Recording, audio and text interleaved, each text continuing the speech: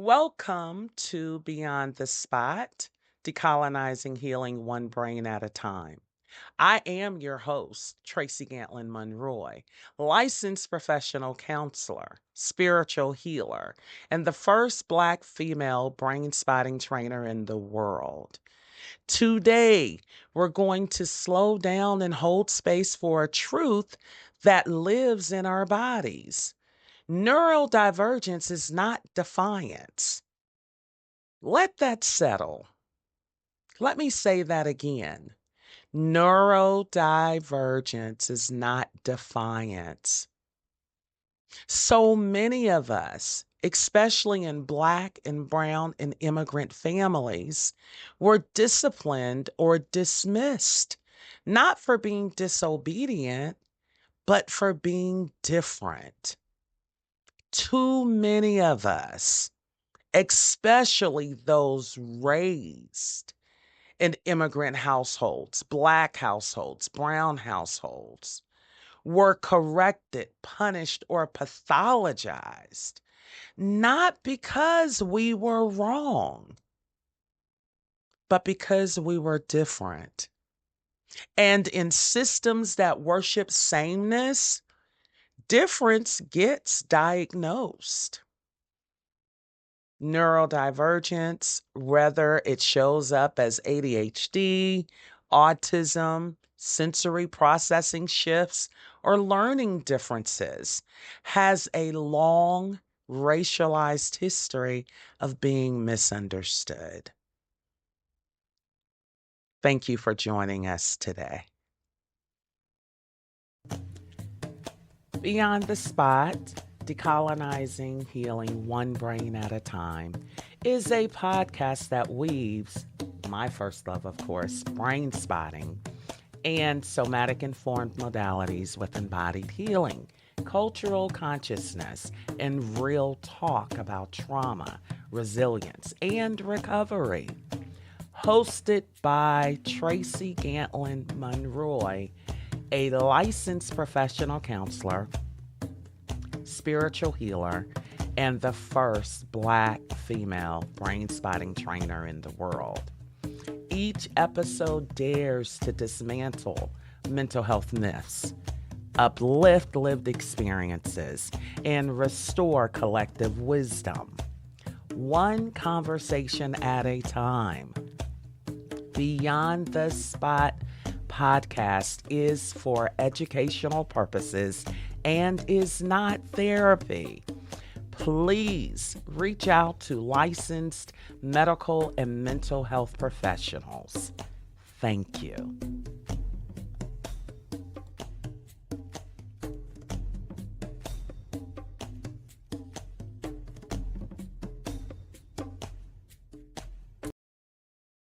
What is neurodivergence, really? Let's define it clearly so we know what we're holding. So, neurodivergence is a term that describes brains that operate, process, and engage with the world in ways that differ from dominant cultural norms, especially norms rooted in linear thinking, Western standards of behavior, and capitalist productivity. This can include ADHD, autism, dyslexia, sensory processing differences, Tourette's, and more. But it's not just a list of diagnoses.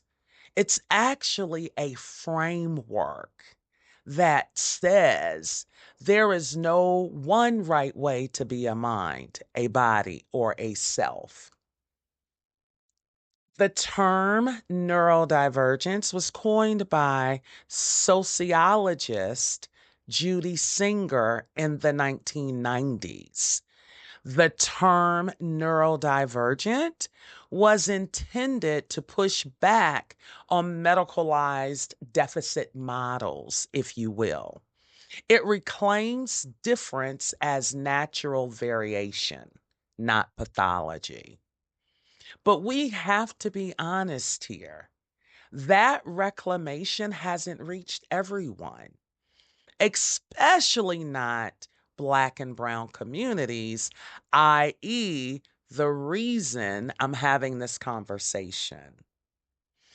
What's actually called neurodivergent in dominant cultured white children is often called disrespectful, disruptive, or damaged in our communities of color.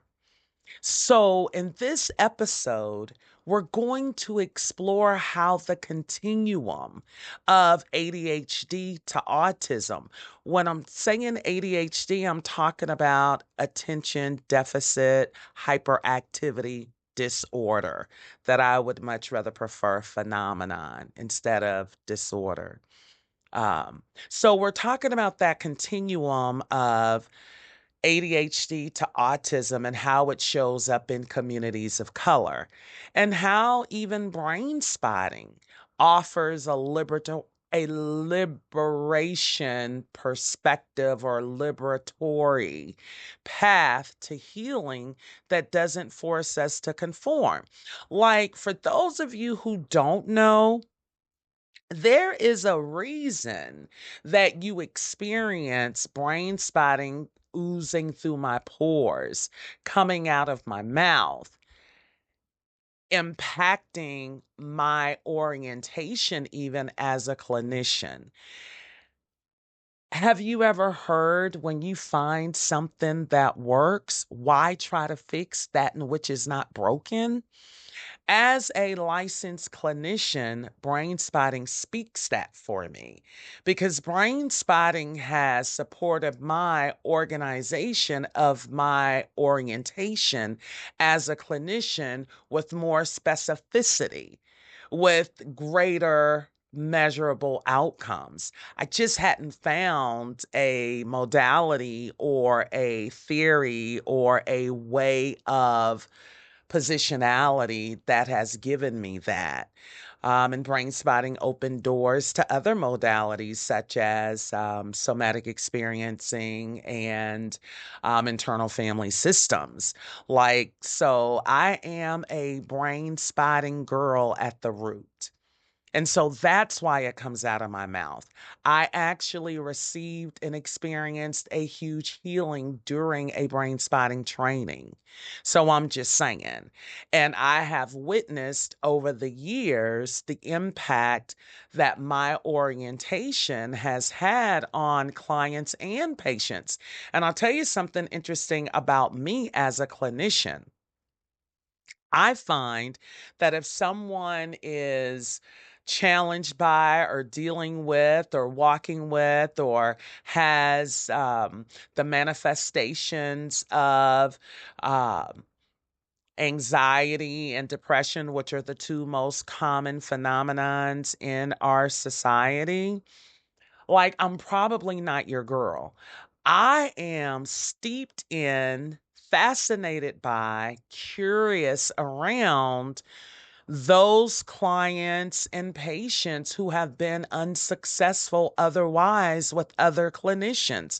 In fact, damn near 100% of my caseload are people that have been referred to me, chances are, by a friend who probably took a brain spotting training, or someone who has attended a retreat, or someone who met me while I was giving a presentation. They heard a talk, maybe they found me online or something of that nature. My caseload has been full for years now. And because of my nature and my curiosity and my belief that healing is sacred, it is not a clinical suggestion. Okay. And I find that every human being is a flower in the garden of humanity and have the right to healing. And so, I'm all about walking the talk, right? So if someone's dealing with the run of the mill, depression, anxiety, the two most common phenomenons in our society, I find that the majority of mental health clinicians can support that. I'm always interested in those cases and situations whereby people have been unsuccessful with other treatment modalities, other therapeutic experiences. Yeah, yeah. And when I encounter people that are walking with situations such as convergence and DID and complex, severe trauma at the root, to include attachment disruption at the root phenomenons and things of that nature, yeah, I make room for that when I can, because I find that there aren't as many opportunities for those phenomenons to gain relief. And so that's my deal with that. But I want to talk from the history to harm how nonlinear brains were pathologized. And I'm going to take us back for a moment because the concept of normal was institutionalized during the rise of European psychiatry in the 18th and 19th centuries. It was rooted in Enlightenment ideals of reason, logic, and productivity. Any non-linear, intuitive, sensory rich, or relational perspectives were often mislabeled as mad, hysterical, or even later disordered. History is so important. And I find it necessary to have a historical context because it's almost impossible to just pick up with the topic without giving the foundation of how did we get here.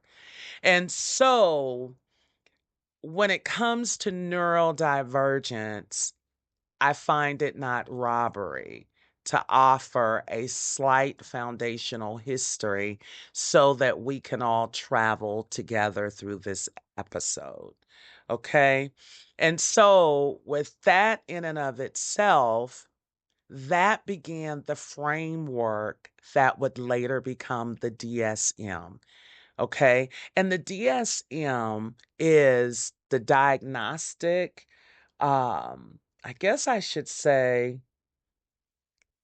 authority. Because when I came into the field, we were using the DSM-TR4. I think we're on the DSM-5 presently. In fact, this DSM is the same manual that used to list homosexuality as a disorder. Yeah, I thought it was important enough to pause for a moment to go and grab my DSM. So DSM is the acronym for the Diagnostic and Statistical Manual of Mental Disorders. When I came into the field some moons ago, they were on the fourth edition, and it was known as the DSM-4TR. Now we're on the DSM-5 or thereabouts. And so when I talk about this concept of normal, which was institutionalized during the rise of the European psychiatry in the 18th and 19th centuries, that was rooted in Enlightenment ideals of reason, logic, and productivity. This is where the DSM comes in because anything nonlinear, intuitive, sensory rich, or relational was labeled as MAD, MAD, hysterical, or later disordered. That is how we got here with this statistical manual of mental disorders. And this is a hallmark in the mental health field. And by the 1950s and 60s, as public schooling expanded in the US, a diagnosis called minimal brain dysfunction emerged. targeting children who didn't sit still or conform. That label eventually evolved into what we now call ADHD. And at the same time, autism was being studied almost exclusively in white, middle class boys. Here we go, erasing its existence in Black, brown, and female presenting children.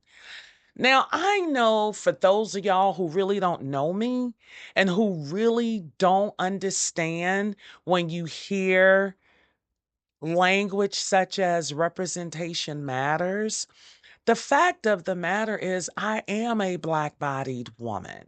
I am American Black. My people are the descendants of the enslaved people. I come from Charleston, South Carolina, the Low Country, which provided more enslaved persons to the Union of anywhere else in these United States. I'm just talking history, y'all. I just happen to be a Black-bodied woman unapologetically that find my access and my privilege to be a blessing, to be a gift, and to be honored. Oftentimes, people that are members of my community receive support last, if at all. Let me say that again. When I start talking about Black and brown folks, marginalization, and when you hear me sharing historically context information, number one, I am a mental health professional. I am the first to do what I do.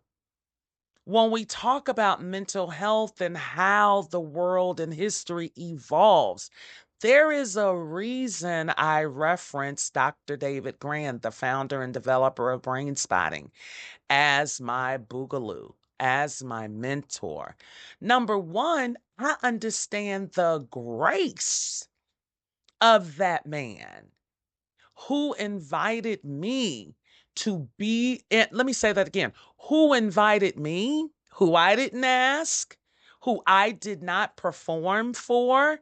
I simply showed up as myself, and he still blessed me with an opportunity to sit at his feet. That man taught me like a mother bird feeds its young, mouth to mouth. David literally has taken the worm from his mouth and fed me.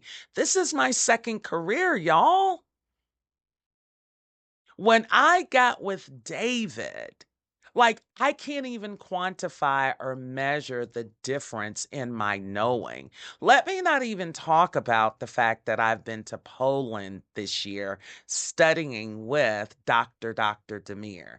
Like I'm trying to get the newsletter together about the summer, but I become so excited about the information that I have learned and how relevant it is, notwithstanding a literal power tool for healing that was put in my hand that I have witnessed change, healing, restoration of people's lives. If that's not humbling and if that's not enough to get you excited at the same time, I don't know what does.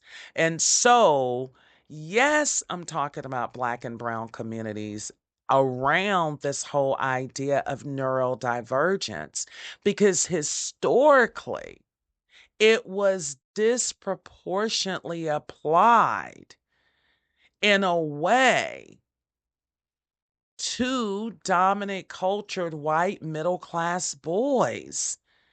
Black, brown, and female presenting children were non present, they were extinct. Okay.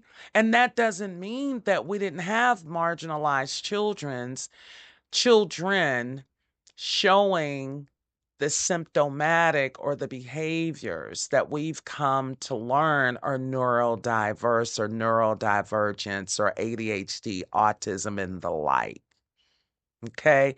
So even from a gender perspective, it was applied to boys, not boys and girls.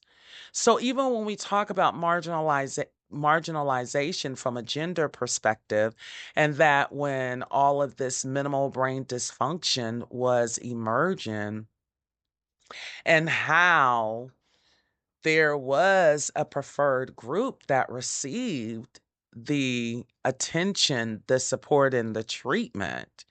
But once again, Black children, especially boys, were overdiagnosed with conduct disorder and criminalized instead. Autism research and diagnostics were shaped by a very narrow idea of how, quote unquote, typical children should behave. If you didn't fit that mold, you were punished or ignored or institutionalized. And the truth of the matter is, these systems never asked why a child was struggling of any race, of any gender. They asked, how can we get them to behave? That's not care, that's control. I will stop speaking in this tone when the system changes. I will stop referencing Black and brown bodies when we share a world that inclusion is a thing when we're all treated with equity. How's that? I'm just saying. Because as long as there's a need, I'm going to speak it. And my speaking it in no way takes away from dominant culture, normative anything. Because to know me is to know that I roll with love.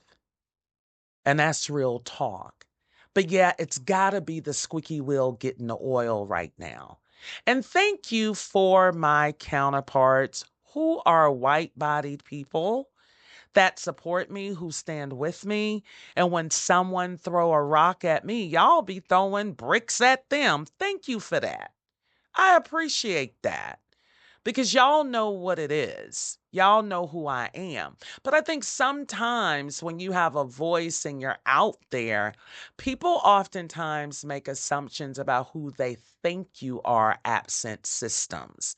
So, with that being said, I'm okay with bringing all of that out there. But be clear, neurodivergent people have always existed. This ain't nothing new. They've been the artists, the seers, the builders, the pattern breakers. But be clear, colonialism and psychiatry created categories of quote unquote normal that excluded anything outside of stillness, submission, and silence. And at the same time, autism research was led by white male clinicians studying white male children. Yeah, and the Black autistic girls, well, they were invisible. Even today, interestingly enough, Black and Latinx children are diagnosed with autism on average 2 to 3 years later than white children. And often we're misdiagnosed with behavioral disorders firstly. And that's really a critical point because there is a window. So when we start talking about early childhood development, we know that we come from in utero to 0 to 2 years old. 0 to 2 years old is the pre-verbal stage of development. And what we know is that for children, oftentimes you'll hear 0 to 3 years old are the most critical stages of development. And so when you start talking about neurodivergence, when you start talking about autism, any decent pediatrician or child psychiatrist or mental health clinician, any of us ought to tell you that the sooner the diagnosis, the better for the intervening, because it's almost like a window closes, okay, whereby you have an opportunity for the greatest impact to intervene with the symptoms, the features, the textures of autism. So imagine Black and Latinx children being diagnosed with autism on average 2 to 3 years later than white children. This is not just a clinical gap. It's a racial justice issue. Because when you misread regulation as rebellion, you don't offer support, you offer discipline. And that brings this into the now. Because in too many public schools, especially in urban and underserved districts, Black and brown children are still being diagnosed, not because we are finally being seen, but because we're still being managed. We're labeled oppositional or aggressive when we are dysregulated, oftentimes even being labeled as lazy when we are overwhelmed. How about emotionally disturbed when our nervous systems are in collapse? And I just want to invite you to look around you because, honey, we are experiencing collectively nervous system collapse. Just putting it out there. So even when I talk about the spectrum of neurodivergence, especially the ADHD autism continuum, is often interpreted through a white male cis hetero lens. What about the child who can't sit still because their hypervigilance won't let their body relax? Yeah. The kid that left home and everything was cool, and they came home and maybe one of their parents have disappeared all of a sudden in 2025. I'm just saying. What about the girl who doesn't speak because masking has become her armor? Yeah. I want y'all to think about the book that it's a classic. I Know Why the Cage Bird Sings. Reread that and then come talk to me. What about the adult who can't finish emails but can organize a community event from scratch? What if we're not dysfunctional, just different? What if we were never meant to be linear? Yeah. And I want to be clear about this. The ADHD autism continuum is a spectrum, not a split. Let me say that again. The continuum from ADHD to autism, it's a spectrum. It's not a split. Okay? Now let's get clear on that as well. ADHD and autism are often treated like two totally separate diagnoses, but in reality, they exist on a neurological spectrum. And many people, especially women, femmes, and BIPOC folks, fall somewhere in between. What am I saying here? Because neurotypical is the unicorn for me, because I really don't know who really are considered neurotypical. I'm just saying. And so, this idea of the neurological spectrum, this is what some now call AUDHD. a blend of attention regulation challenges, sensory needs, emotional intensity, executive function differences, and deep pattern recognition. Some of us hyper focus on our passions for hours. Others struggle with small talk but speak poetry when alone. Some stim when anxious, others mask until collapse. And when these traits show up in Black and brown bodies, they're rarely seen as neurodivergent. They're seen as bad behavior, y'all. That's why reclaiming the neurodivergent identity in their own language and through their own bodies is vital. One of the beautiful things that I have found with brain spotting is it has been a beautiful paintbrush to move along with the body, creating whatever the nervous system needs to paint, express, speak. Yeah. And so even as we talk about neurodivergence, it's important to talk about brain spotting as an unmasking tool. And we got to talk healing and support as well.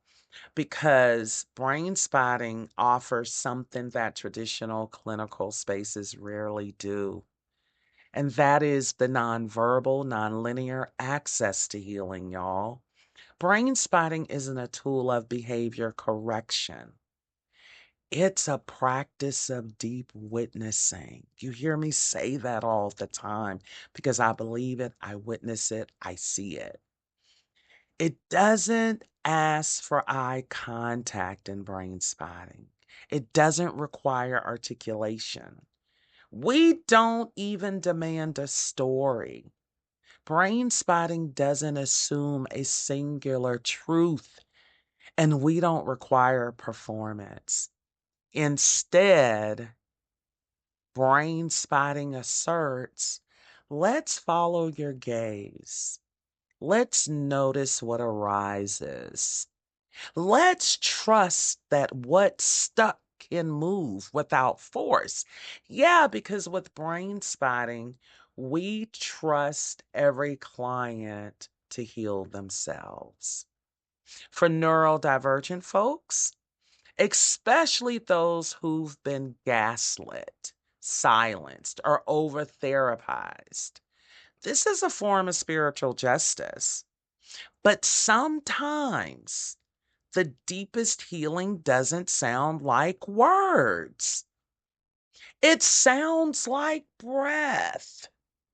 It feels like the body's settling for the first time in years, if ever. And for neurodivergent folks, that's revolutionary because for generations, we've been taught to doubt what we sense and forget about what we feel, to override intuition. Yeah, that's been demonized for you to know something other, but you know that you know that you know. You better not. Yeah. We've been taught to override intuition, to comply at the expense of capacity. Let me be clear. We are not broken. We are simply brilliant. If your brain doesn't function like theirs, it was never supposed to. And you are not late, wrong, or lazy. Imagine somebody saying that to Picasso or one of them. You are not defective. You are designed. Your rhythm may not match the system, but your rhythm is sacred nonetheless. And for every Black child labeled as bad, for every Latina girl told to calm down, For every neurodivergent adult just now finding language for what they've lived their whole life, yeah, this episode is your permission to stop performing today, right now. Many of us exist in that gray zone, not quite fitting neatly into either category, yet deeply resonant with traits from both. We call it AUDHD now, but our ancestors called it the one who walks between worlds. How about the watcher? How about the child who knew things before she could speak? We've always existed. The language just hasn't caught up. It is time, and this is an invitation to restoring the dignity to the nonlinear brain. If you're listening to this and feeling the grief of being misunderstood, you're not alone. You were likely expected to sit still when your body needed movement, to make eye contact when your nervous system felt unsafe, to explain your feelings when you didn't have words yet. That's not failure. That is survival. The medical model told us we had to be fixed, but the healing model says we need to be felt. I want us all to remember you can stem and still be sacred. You can fidget and still be brilliant. You can need silence and still be wise. Neurodivergence is not a problem to fix. It's a lens through which we can rebuild our entire relationship to healing, to care, to truth. Let's stop asking people to shrink into someone else's version of functional. Let's instead ask, what does this nervous system need to feel safer? What does this person need to come home to themselves? Just an invitation.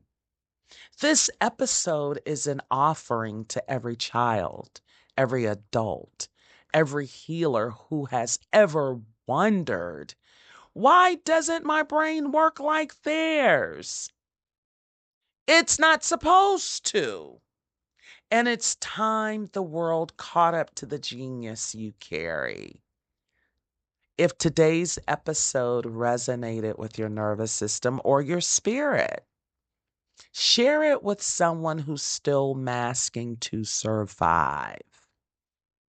And if you're a mental health clinician ready to honor the fullness of neurodivergence, join me. You're always welcome to a workshop, a talk, a training, wherever, however. Let's create healing spaces where difference isn't just accepted and tolerated. It's actually honored. Until next time, take a breath, follow your gaze, and remember, my love, your rhythm is medicine. Until next time, breathe, soften your gaze, and follow what your body already knows. Together, we reclaim difference, we reclaim rhythm, and we reclaim the brilliance of difference in neurodivergence. Thank you. If today's episode resonated with your nervous system or your spirit, share it with someone who's still unlearning and reach out to me.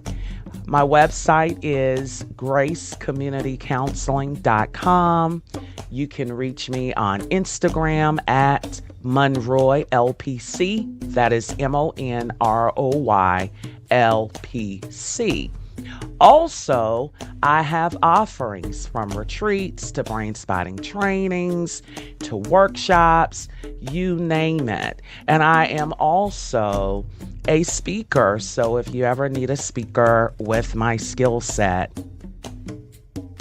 look me up. Give me a call. Let's see what can happen.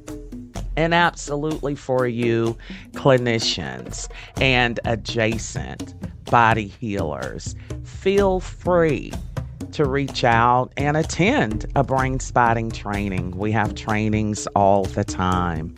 Thank you.